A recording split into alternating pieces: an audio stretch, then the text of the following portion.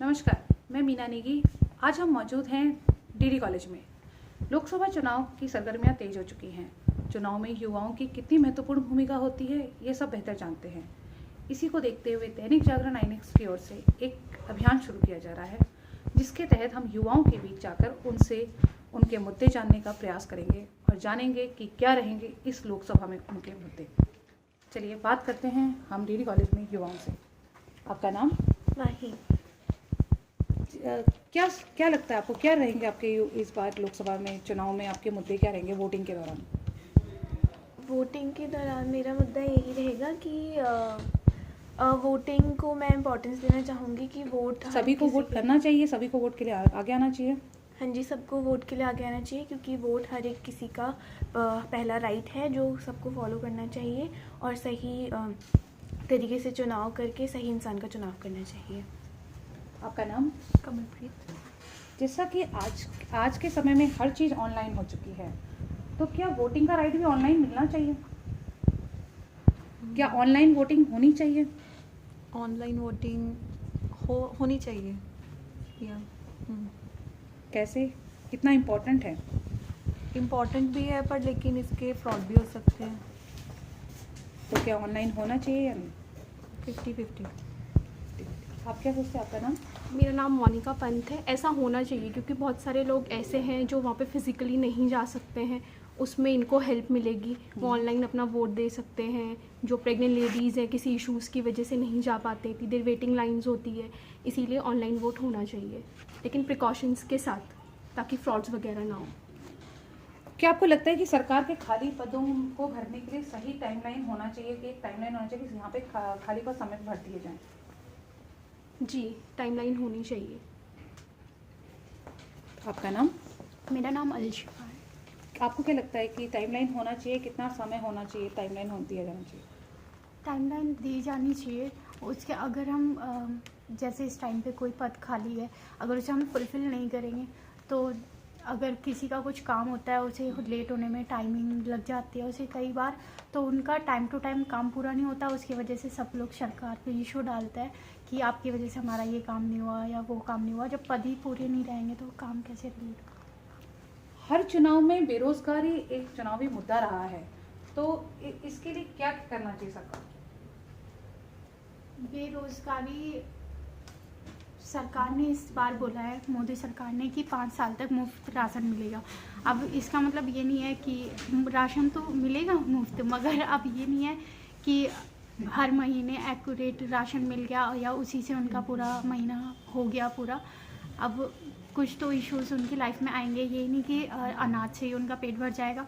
उन्हें और भी कुछ चीज़ें चाहिए अपने लाइफ को क्लियर करने के लिए, जो कि गवर्नमेंट को देखनी चाहिए। दीपक गुप्ता मेरा नाम है। मैं चाहता हूँ ऑफकोर्स खुले, ताकि जो दुनिया के लोग हैं, जैसे इंडिया के लोग, बहुत सारे लोग जो युवा हैं बाहर देश में जाके पढ़ते हैं, जिसके कारण दूसरे देशों को वहाँ से का फ़ायदा होता है, बट इंडिया में ऐसा कुछ नहीं हो पाता।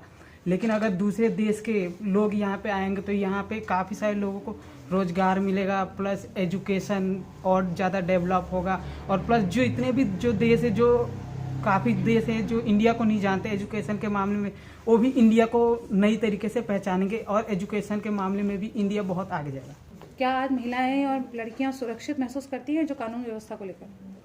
शायद मैं ज़्यादा तो नहीं कह सकती, मगर हाँ इतना कहूँगी जैसे इस तरह का अभी कानून बना है तो उसको लेके मुझे लगता है लड़कियों को गर्व महसूस करना चाहिए, मगर जितना होना चाहिए था फ़िलहाल मुझे लगता है अभी उस चीज़ को लेके उतना हुआ नहीं है। उन चीज़ को लेकर, और पहली बात तो अभी भी बहुत जगह ऐसी हैं जहाँ अवेयरनेस नहीं होने के कारण उनको पता भी नहीं होता कहाँ क्या किस जगह की चीज़ें हो रही हैं। तो मैं चाहूँ तो युवा क्या सोचता है? हमारा आज का युवा, आप लोग बैठते हैं, जानते हैं, पता ही कि प्रतिनिधि को वोट करेंगे पार्टी को? नहीं, हर किसी का अपना अपना मत होता है कि अपने क्षेत्र में कैसा काम चल रहा है, कैसी हर जगह तरक्की कर रहा है, क्षेत्र तरक्की कर रहा है कि नहीं, तो उस लेवल को देख के कि प्रतिनिधि कर सकता है कि नहीं, इसलिए प्रतिनिधि को वोट करें। हम संजीव शर्मा।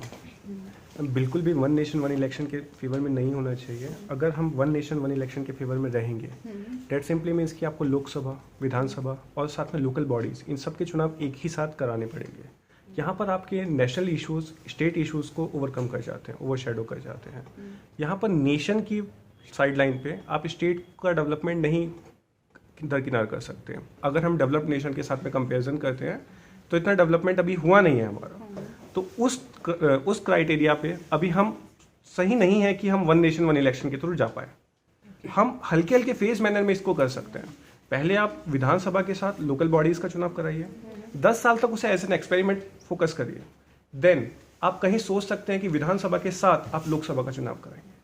इस मुफ्त खेरी को बिल्कुल बढ़ावा नहीं दिया जाना चाहिए, क्योंकि हर पार्टी जो है आती है, बहुत बड़े बड़े वादे करती है, इलेक्ट्रिसिटी आएगी, एजुकेशन में इम्प्लीमेंटेशन होंगे, लेकिन उनके ये जो वादे होते हैं कभी चुनाव जीत जाने के बाद कभी इम्प्लीमेंट नहीं होते हैं।